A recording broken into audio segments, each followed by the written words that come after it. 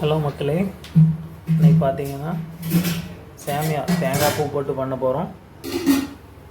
கடுகு ஆட் பண்ணுறோம்.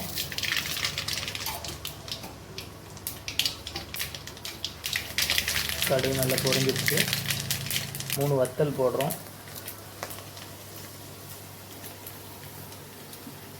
லைட்டாக வதக்கிக்கோங்க. பொடி உள்ளி ஆட் பண்ணியாச்சு.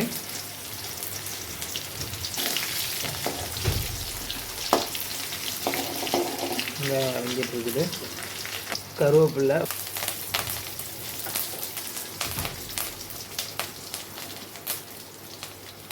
உப்பு 1 ஸ்பூன் போடுறோம். தேவையான அளவு போட்டுக்கோங்க. தண்ணி தேவையான அளவு ஊற்றிக்கோங்க. இப்போ பார்த்தீங்கன்னா கரெக்டாக 2.5 பாக்கெட் சேமியா எடுத்து வச்சுருக்குறோம். வறுத்த சேமியா பாக்கெட்டு. சில பேருக்கு பார்த்தீங்கன்னா டவுட் இருக்கும், எவ்வளோ தண்ணி ஊற்றுறதுங்கிறதுல. கரெக்டாக 3 பாக்கெட் எடுத்திங்கன்னா 1.5 லிட்டர் தண்ணி ஊற்றுங்க. இப்போ நம்ம 2.5 பாக்கெட் போடுறதுனால கரெக்டாக 1.25 லிட்டர் தண்ணி ஊற்றிருக்கிறோம்.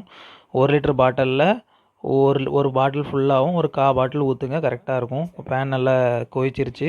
இப்போ நம்ம சேமியா ஆட் பண்ணலாம். பார்த்தீங்கன்னா சேமியா ஆட் பண்ணதுக்கப்புறம் தேங்காய் ஒரு அரை முறி துருவி வச்சுக்கோங்க. இந்த கொதிக்கிற டைமில் ஒரு தேங்காய் ஒரு அரை முறி துருவி வச்சுக்கோங்க. நம்ம கடைசியில் சேமியாலாம் ஆட் பண்ணலாம், ரொம்ப டேஸ்ட்டாக இருக்கும். சேமியா போட்டாச்சு.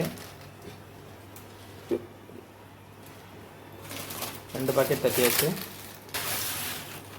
கரெக்டாக 2.5 பாக்கெட்டில் நம்ம சேமியா பண்ணியிருக்கோம் இன்றைக்கி. நீங்கள் 3 பாக்கெட் கூட பண்ணலாம். தண்ணி மட்டும் நீங்கள் அளவு பார்த்து ஊற்றிக்கணும். மற்றபடி இதே சேம் மெத்தட் தான்.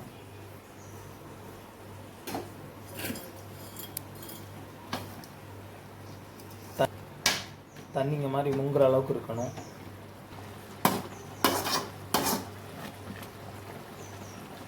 சேமியா வந்து டக்குன்னு வெந்துடும். தண்ணி நல்லா சூடாக இருந்தனால இது வந்து மேகி நூடுல்ஸ் மாதிரி ரொம்ப பெருசாலாம் ஆகாது. அதே சைஸ்லேருந்து லைட்டாக தான் பெருசாகும். அதனால் வந்து தண்ணி வற்றின உடனே நம்ம வந்து தேங்காய் பூ அரைச்சி வச்சுருக்கணும், அதை போட்டுடலாம்.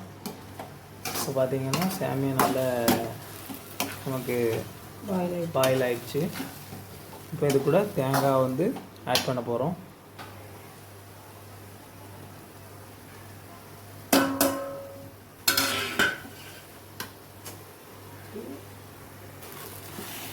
தேங்காய் ஆட் பண்ணி கொஞ்சம் கிண்டிடுங்க.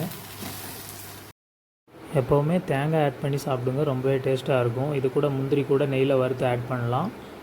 அவ்வளோதான். ஸ்டவ் ஆஃப் பண்ணிட்டு மூடி வச்சுருங்க. தேங்க்யூ.